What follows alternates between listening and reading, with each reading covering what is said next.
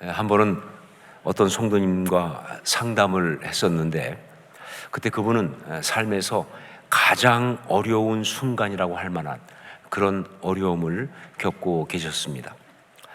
미국에 와서 정말 열심히 살면서 신앙생활도 열심히 하고, 그러면서 사업을 시작해서 아주 잘 그 사업을 감당해서, 그래서 아주 성공적으로 하고 있는데, 그런데 어느 날 오랫동안 같이 일했던 그 직원이 악덕 변호사에게 꼬임을 당해가지고, 그래서 회사를 상대로 굉장한 거액의 소송을 걸면서, 그러면서 그야말로 그 사업이 몽땅 다 날아갈 그런 아주 위기에 처한 것이죠.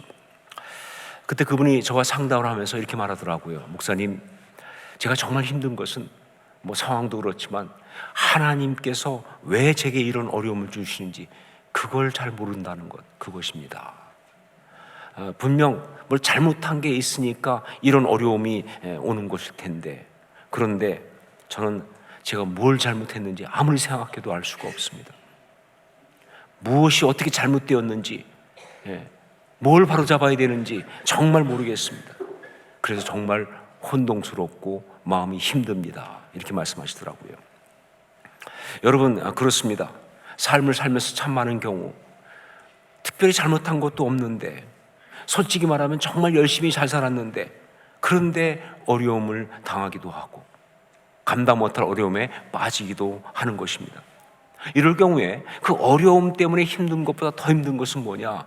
그 이유를 알 수가 없어서, 그래서 더 힘들기도 한 것이죠. 지금 야곱이 바로 그렇습니다. 야곱은 지금 그의 삶에서 가장 힘든 어떤 그런 상황, 위험 가운데 처했다라고 할 수가 있어요. 하란을 떠나서 언약의 땅으로 이제 돌아오면서, 그러면서 정말 형 에서를 만나는 그 힘든 상황을 야곱은 이스라엘, 즉 영적 전공법으로 부르짖고 응답하고 응답받고 그렇게 해결받으면서 해결했잖아요. 자, 그러고 나서 이제 가나안 땅으로 들어온 것입니다. 가나안에 와서 세겜이라는 성읍에 장막을 쳤는데 그 과정까지 전혀 문제가 없었습니다. 성경이 평안이라는 표현을 쓸 만큼 모든 과정이 오히려 아주 순조로웠다, 이렇게 말할 수 있어요. 그래서 야곱은 여기가 하나님이 인도하신 곳이구나, 이렇게 생각하면서 그곳에 터를 잡고 거기에 제단을 쌓기까지 한 것입니다. 창세기 33장 19절로 20절 말씀 우리 함께 같이 읽도록 하겠습니다. 함께 읽습니다. 그가 장막을 친 밭을 세겜의 아버지 하몰의 아들들의 손에서 베크시타에 샀으며 거기에 제단을 쌓고 그 이름을 엘 엘로에 이스라엘이라 불렀더라. 엘 엘로에 이스라엘, 이스라엘의 전능하신 하나님이라는 뜻이죠. 그곳 이름을 그렇게 불렀다는 것은 무슨 뜻이냐?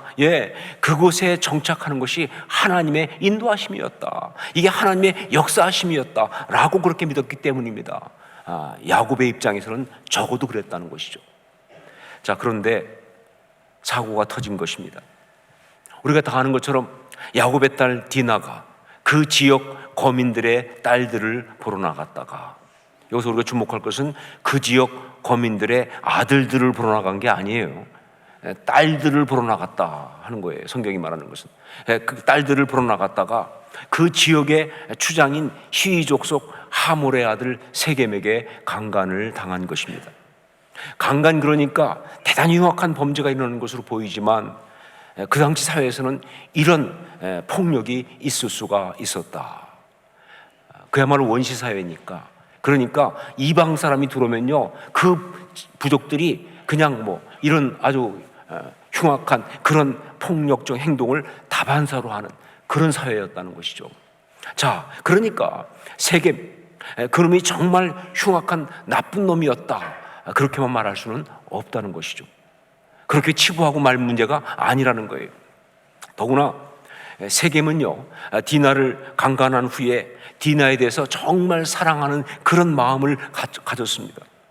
그래서 말로 디나를 막 위로하고요, 그리고 자기 아버지 하몰한테 그 디나와 결혼하겠다고 요청까지 한 거예요. 자, 정말 헷갈리죠. 세겜 이놈이 나쁜 놈인지 생각보다 괜찮은 놈인지 이게 헷갈리죠, 그렇죠? 어떻게 생각하세요? 세겜 그놈이 나쁜 놈입니까? 아니면 생각보다 괜찮은 놈입니까? 나쁜 놈이라고 결정했습니다. 네.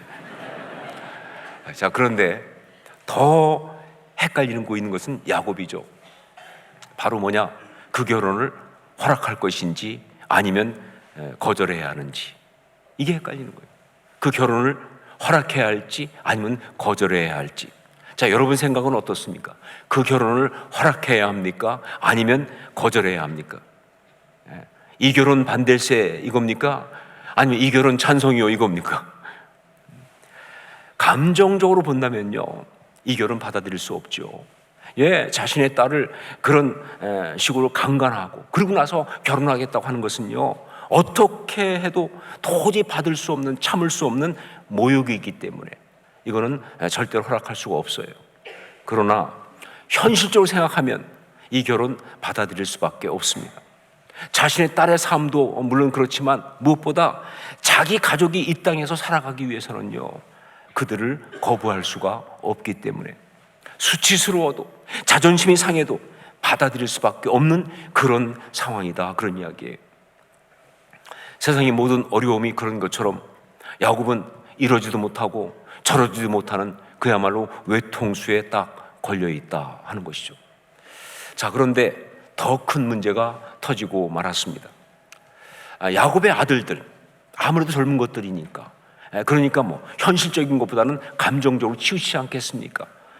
이들은 그 결혼을 거절하려고, 그래서 세겜에게 무슨 요구를 하냐면 그 부족 전체가 다 할례를 받으라고 그렇게 요구합니다. 아마 그 요구를 그들이 받을 거라고 생각하지 않은 것 같아요. 그냥 결혼을 거절하기 위한 어떤 명분을 만들려고 그렇게 한 것 같습니다. 자, 그런데 시대의 로맨티스트인 세겜이 그 요구를 받아들인 거예요. 그래가지고 자기뿐만 아니라 온 부족이 다 할례를 받은 거예요. 물론 거기에는 야곱의 일가족의 그 재산을 갖다가 가지려고 하는 욕심이 숨겨져 있죠. 여하튼 그렇지만 할례를 다 받았어요. 자, 그러자 난감한 것은 누구냐? 야곱의 아들들이 난감해졌죠. 결국 그렇다면 이 결혼을 받아들여야 하는데, 그럴 수밖에 없는 상황이 되었는데 이거 어떻게 하면 좋으냐는 거죠. 자, 여기서 그 아들들의 입장이 좀 갈립니다. 참, 형제들도 갈리는 거죠. 다른 아들들은 어떡하지?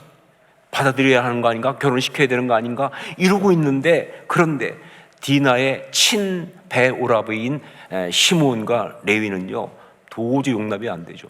그래가지고 이 시므온과 레위가 그냥 바로 칼을 들고 나가가지고 이 할례 받고 누워있는 세겜 부족 사람들을 도륙해버렸어요. 다 죽여버렸습니다. 그리고 그들의 모든 그 재물을 다 약탈했습니다. 그 당시에 모든 사람들이 하는 것처럼 말이죠. 어떻게 보면 대단히 선명하고 화끈한 그런 행동처럼 보이지만, 그러나 정말 어리석은 짓이었죠. 온통 주변이 다 가나안 족속 아닙니까? 그 가운데서 세겜 부족을 그렇게 명분도 없이 도륙을 하게 되면 자기들은 살아남을 방법이 없는 거예요. 정말 생각이 짧아도 너무 짧은, 어리석어도 너무 어리석은 그런 행동을 저지르고 만 것이죠. 이때 야곱의 그 답답하고 당황스럽고 절망적인 마음이 성경 창세기 34장 30절에 그대로 나오고 있습니다. 우리 창세기 34장 30절 말씀 함께 같이 읽겠습니다. 함께 읽습니다. 야곱이 시므온과 레위에게 이르되 너희가 내게 화를 끼쳐 나로 하여금 이 땅의 주민 곧 가나안 족속과 브리스 족속에게 악취를 내게 하였도다. 나는 수가 적은즉 그들이 모여 나를 치고 나를 죽이리니 그러면 나와 내 집이 멸망하리라. 상황이 너무 어렵습니다. 자, 그런데 이런 상황에 빠지기까지 야곱이 뭘 그렇게 잘못한 게 있느냐, 이게 문제죠. 솔직히 야곱이 뭘 잘못해서 이런 상황이 온 거 아니잖아요. 그냥 사고였지 않습니까? 그 사고도 딸 디나라든가 그 다음에 아들들이 뭘 크게 잘못해서 일어난 그런 사고가 아니에요. 물론 시므온과 레위가 칼로 세겜 부족을 도륙한 것은 어리석은 짓이었지만, 그러나 솔직히 그것 말고 다른 해결 방법이 없었지 않습니까? 그래서 그 아들들이 그가 우리 누이를 창녀같이 대우함이 옳으니까 라고 따지고 들어왔을 때 야곱이 아무 말 못하잖아요. 대꾸도 못하잖아요.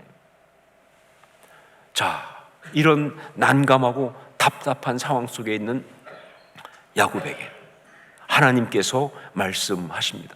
전 참 이 부분에서 우리 하나님이 너무너무 좋아요.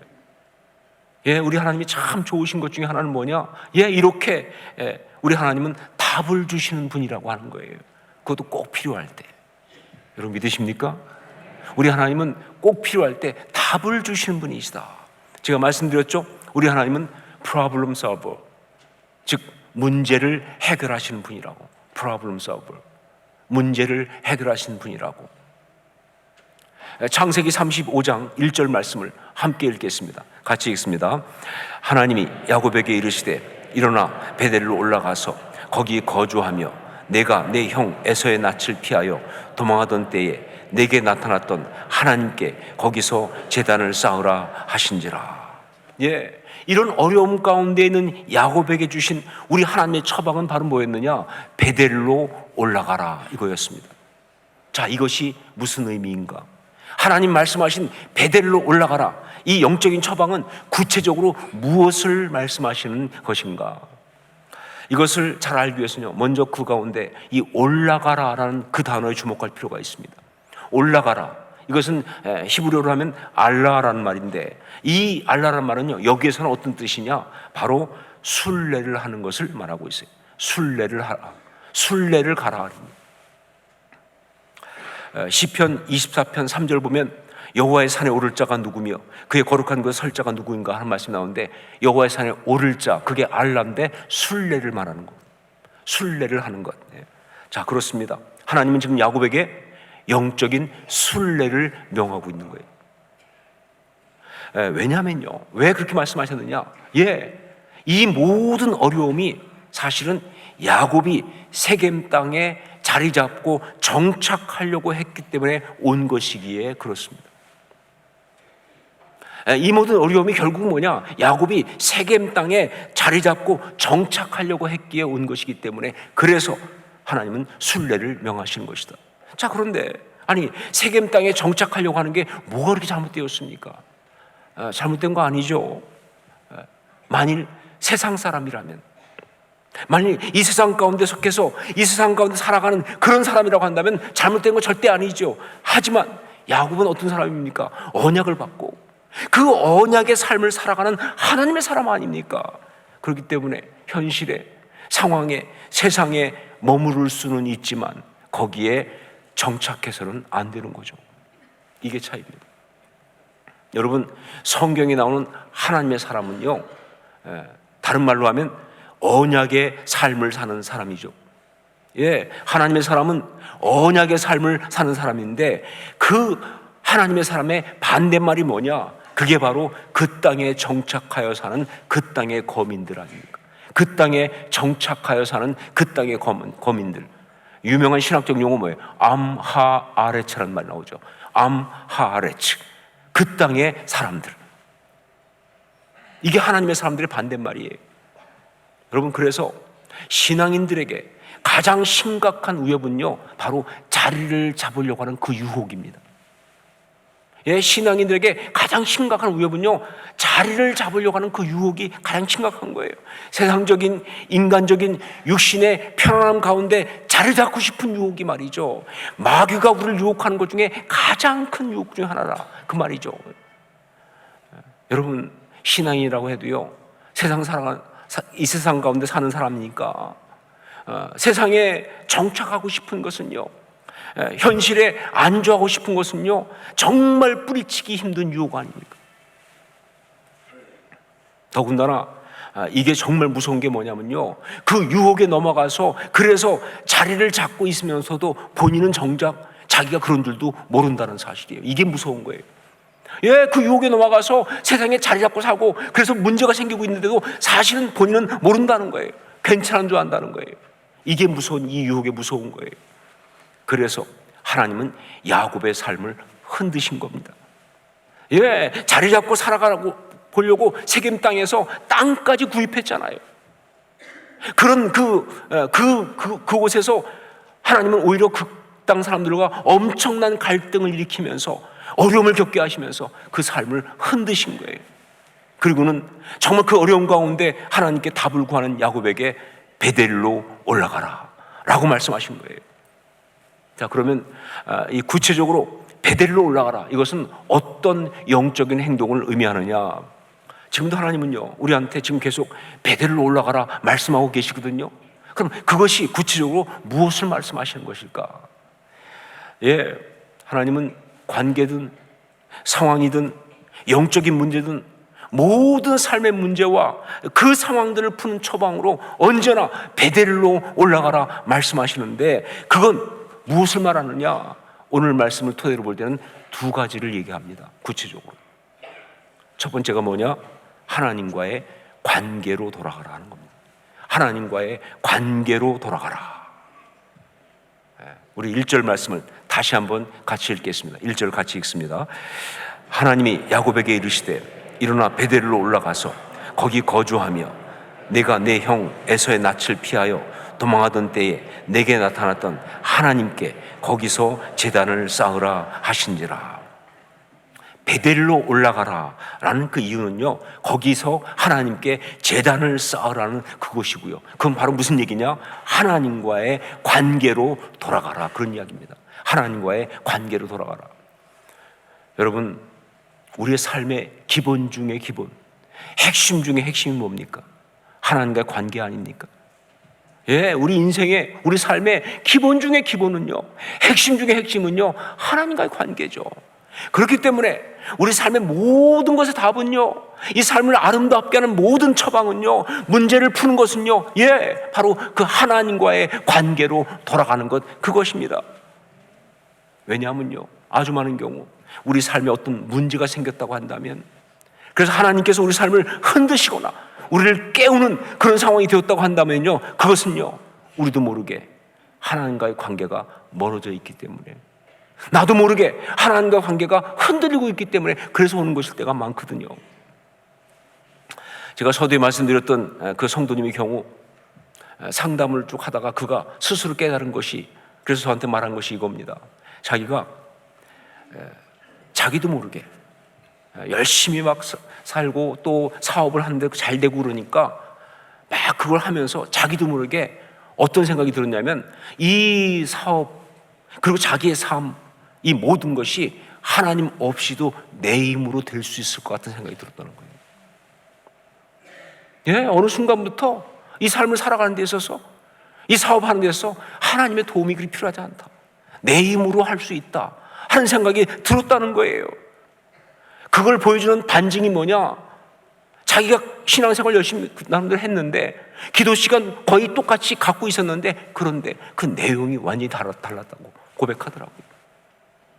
예, 똑같이 기도하는 것처럼 보이지만 이전하고 비교할 수 없이 그 내용이 달라진 것이 뭐냐? 거기에 절박함이 없으니까, 거기에 간절함이 없으니까, 마음이 들어가 있지 않으니까, 형식만 남아있으니까. 그러니까 뭐예요? 자기 마음속에 있는 건 뭐냐? 삶, 내가 사는 거예요. 사업도 내가 하는 거예요. 하나님 도움 크게 필요하지 않아요. 근데 여러분, 하나님 도움 없이 살 수 있는 인생이 있습니까? 하나님 도움 없이 할 수 있는 사업이 있나요? 작은 거 하나라도 하나님의 어떤 은혜 없이 우리가 할 수 있냐, 그 말이에요. 이게 잘못됐으니까. 그래서 하나님이 자기를 흔드셨다는 것을 깨달은 거예요.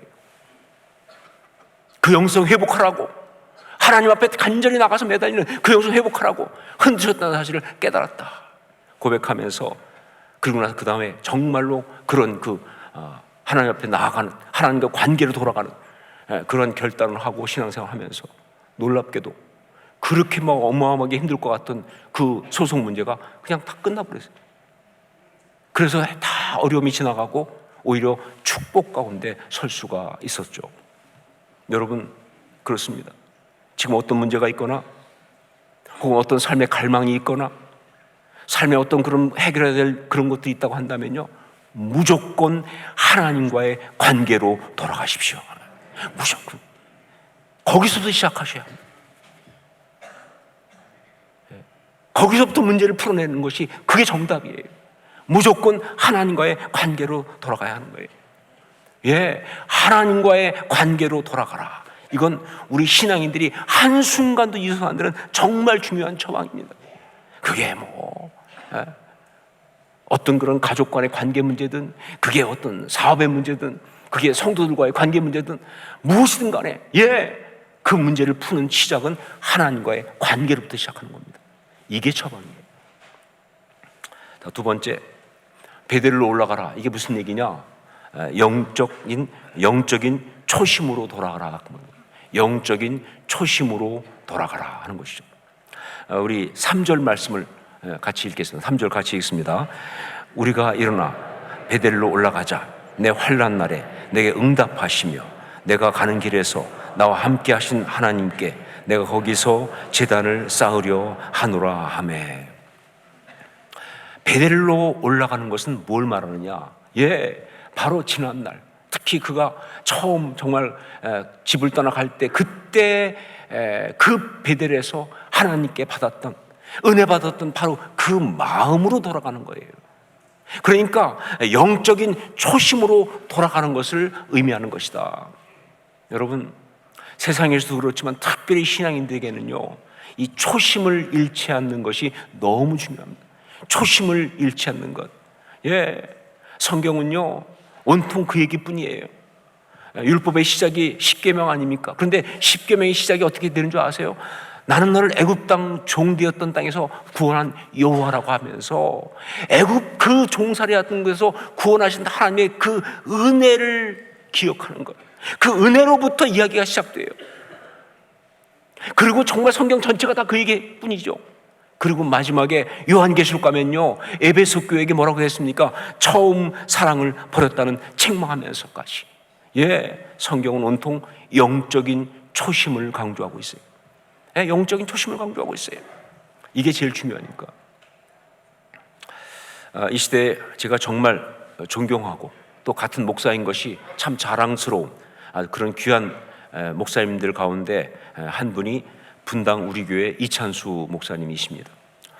저하고는 한 20년 정도 같이 교제하고 또 그 어떤 릴레이션십이 있는데, 그런데 그 20년 동안 한결같이 좋은 소식을 들려주세요.